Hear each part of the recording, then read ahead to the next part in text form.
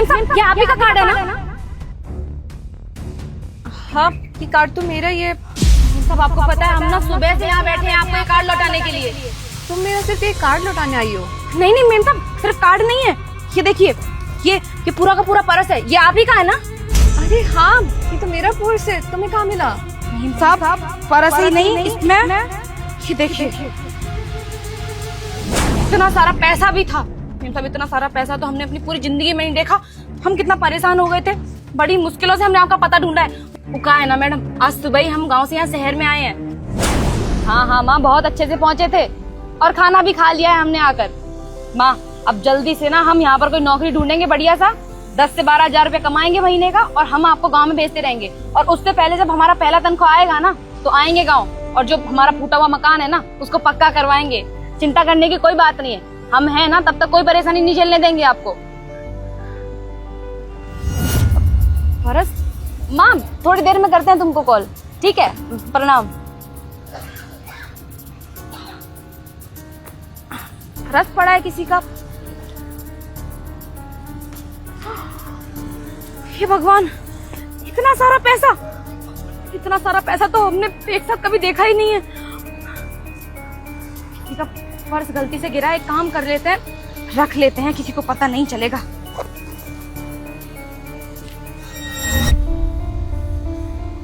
नहीं नहीं सीमा, ये तो बहुत गलत बात है। किसी का काम का पैसा हो सकता है, कैसे कैसे कमाया होगा, कितनी मेहनत करी होगी इतने पैसों के लिए, और हम इसे लेकर भाग जाएंगे, कितना बुरा लगेगा उसको। क्या पता वो ढूंढने के लिए आया अपना पैसा। गलत है। तुम्हारी माँ ने तुमको ये सब नहीं सिखाया कि तुम किसी के हक का पैसा मारो। एक काम करते हैं, यहीं बैठ जाते हैं और इंतजार करते हैं, जिससे किसी का भी होगा ना, आएगा लेने के लिए वापस।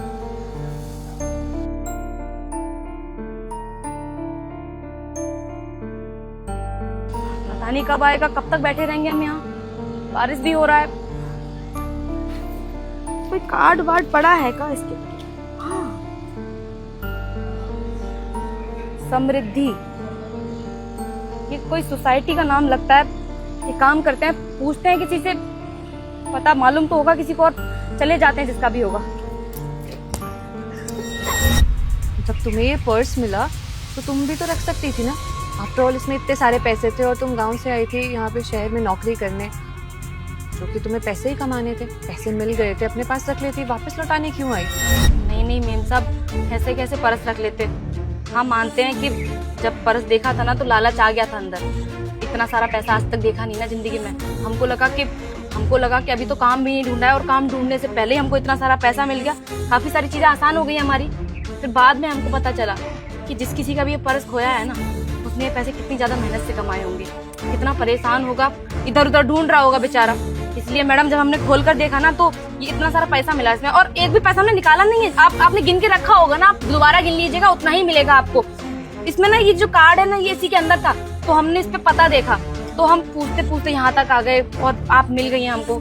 सब ये लीजिए, संभाल के रखिए, नहीं तो कोई और चोरी कर लेगा इसको। थैंक यू, तुम सच में बहुत ईमानदार। तुम्हारी जगह कोई और भी होता ना, तो पैसे कभी नहीं लौटाता, बल्कि पैसे लेके अपनी लाइफ एंजॉय करता, पार्टी कर रहा होता, ऐश कर रहा होता।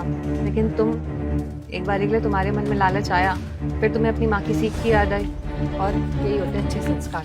जो कभी किसी का बुरा नहीं करते, उनके साथ भी कभी बुरा नहीं होगा। तुम देखना, तुम जिस काम के लिए शहर में आई हो, जरूर वो काम पूरा होगा। जैसे तुमने बताया ना कि तुम यहाँ पे काम के लिए आई हो, मतलब क्या काम ढूंढ रही हो तुम? सच बताएं मेम साहब, तो हम यहाँ नौकरी की तलाश में नहीं आए। मतलब हम नौकरी की तलाश में भी आए हैं, लेकिन साथ में हमारा यहाँ आने का दूसरा मकसद भी है। मकसद? कैसा मकसद? दरअसल बात ऐसी है मेम साहब कि इस शहर में ना हमारे पति रहते हैं। 2 साल पहले हमारा शादी हुआ था। शादी के वक्त हमारे बाबूजी ने ना हमारा पुश्तैनी घर बेच दिया था, क्योंकि लड़के वाले बहुत ज्यादा दहेज मांग रहे थे, और लड़का अच्छा था, शहर में कमाता खाता था, तो बाबूजी ने सोचा कि शादी करवा देंगे अपनी बिटिया का, तो जिंदगी सुधर जाएगा। सब शादी जब हुआ तो बहुत मोटा दहेज मांगा उन लोगों ने। बाबूजी ने जैसे तैसे बंदोबस्त किया, पैसों का उधार मांगा, ब्याज पे पैसा उठाया, दिया पूरा पैसा। और शादी के कुछ समय तक तो सब कुछ ठीक चलता रहा। उसके बाद हमारे पति को ना यहाँ शहर में आना था नौकरी करने के लिए। 2 साल से तो यही है वो, लेकिन उन्होंने हमसे सारे रिश्ते नाते तोड़ दिए हैं। ना ही फोन पे बात करते हैं, ना ही गांव में मिलने के लिए आते हैं। तो उन्हीं को ढूंढने के लिए यहाँ पर आए थे, और यहाँ पर आके पता चला कि वो तो पहले से ही शादीशुदा है। उनके 2 बच्चे भी हैं छोटे छोटे। अब हमको समझ में नहीं आ रहा है इतना बड़ा बात अपने घर वालों को कैसे बताएं। अगर उनको बताएंगे तो कहीं हमारे बाबूजी को दिल का दौरा ना पड़ जाए, इसलिए उनको बता नहीं रहे। सोचा है कि यहीं नौकरी वोकरी ढूंढ लेते हैं और बोल देंगे बाबूजी को कि मिल गए हैं, इन्हीं के साथ रहते हैं और वक्त वक्त पर पैसा देते रहेंगे गांव में, ताकि घर पे माँ बाबूजी हमारे सही से रह सकें, क्योंकि उनकी इकलौती औलाद है हम। क्योंकि मेम साहब हम ना अपने माँ बाबूजी की इकलौती औलाद हैं। अब जो भी है अपने माँ बाबूजी का सहारा हम ही है, हमको ही सब कुछ देखना है। हमारा तो जिंदगी बर्बाद हो गया शादी करने के बाद। वो लड़का तो फ्रॉड निकला, लेकिन कोई बात नहीं, अब हम अपना गृहस्थी खुद चलाएंगे, खुद नौकरी ढूंढेंगे और सब कुछ खुद करेंगे।